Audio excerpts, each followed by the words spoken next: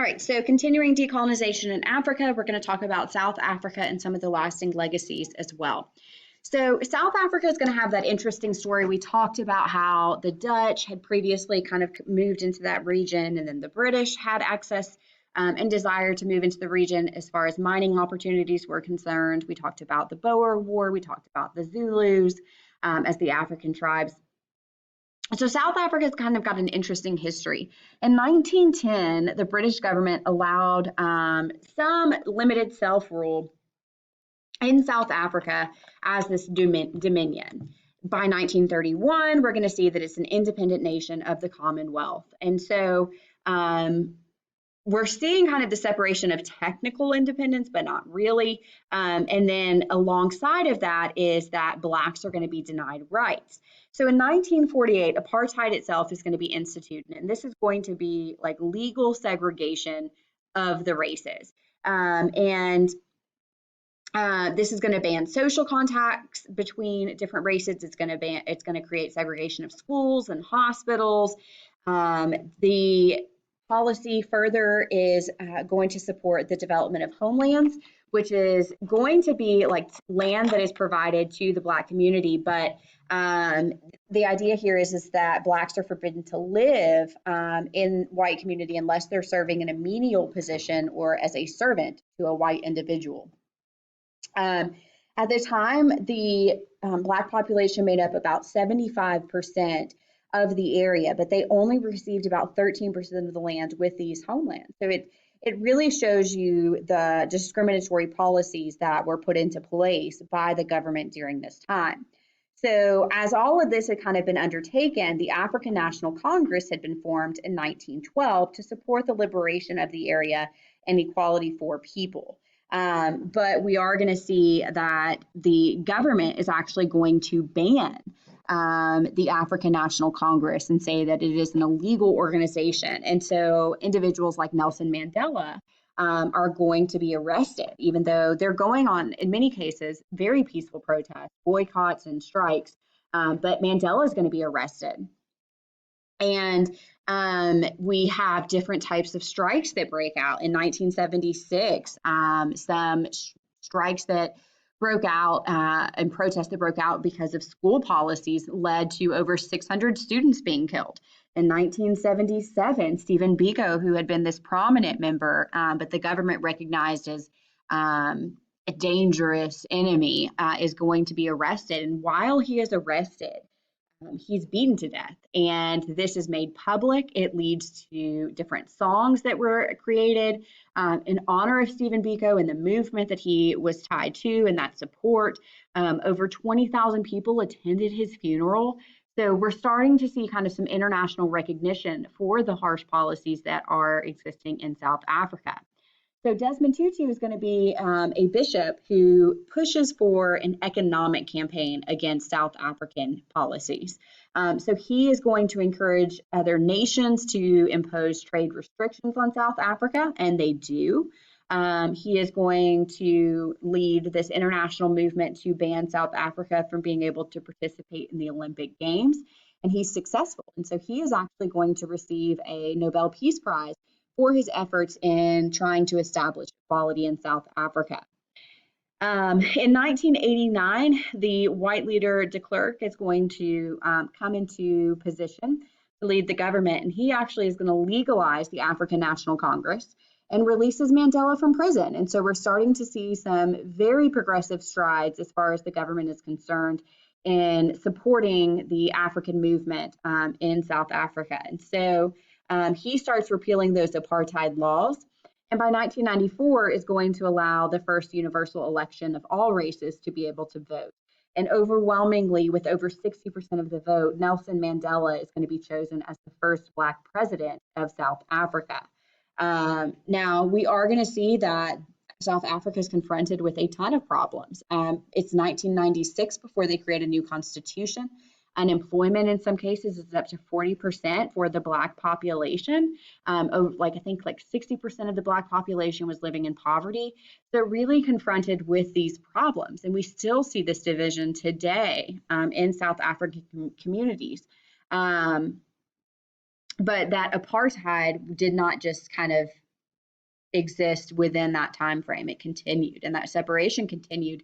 And support for specific regions of South Africa today continues because of the disparities in regional groups.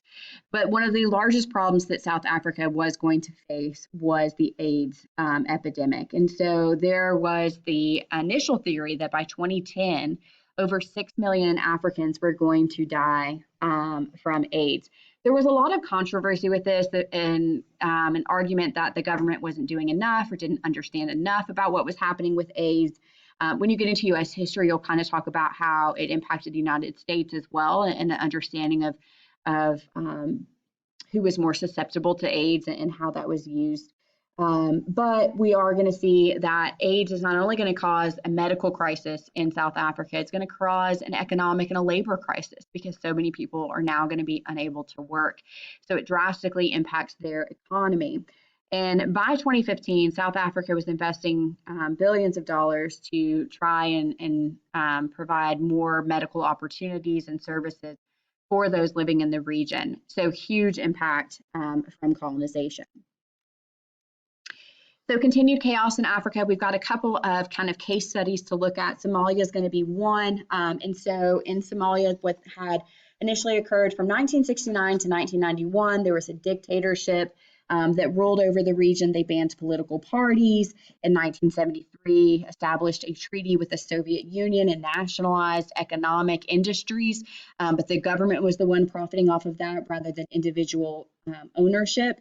It increased military force. But in 1991, that dictatorship was overthrown by the military. But then there was even more division within those groups that had overthrown that. And so we're going to see kind of this growth of terrorist organizations within the region. Al-Shabaab, which we mentioned earlier, is going to be one of those.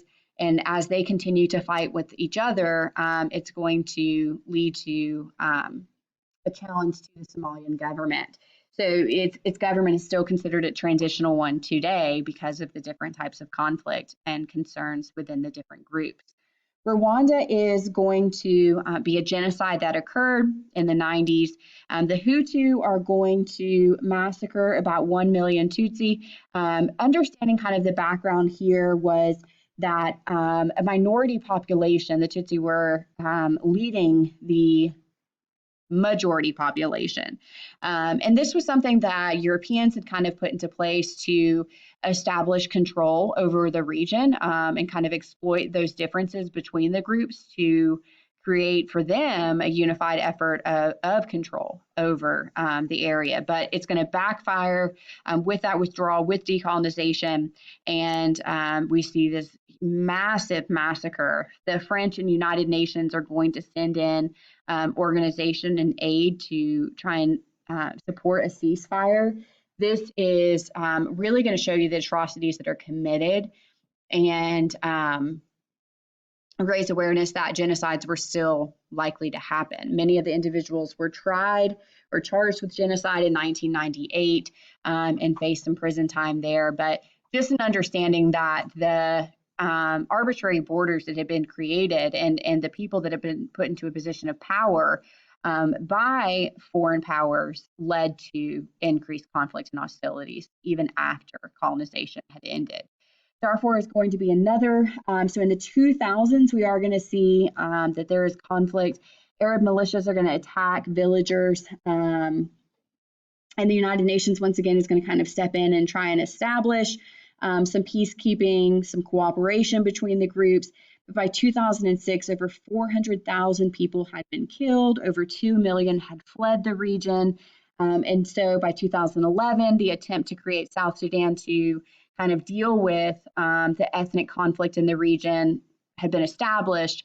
But even after that creation in 2011, there has been continued ethnic strife between those two nations and those regions that continues to persist. So big thing with decolonization is while, yes, these countries are able to gain their independence, it is so important to understand the negative consequences of having been controlled for years and what that does to the dichotomy of the population. And again, just how the African people are going to be impacted by that. So It might lead to civil wars. It leads to genocides. It is going to lead to the rise of military dictatorships, assassinations. But there also is a ton of progress in Africa, and I think that that often gets overlooked as well. So understanding the significant amount of progress that has been made, the schooling that's been developed, education that's been developed, the economy is starting to see progress, not just reflecting on the negatives.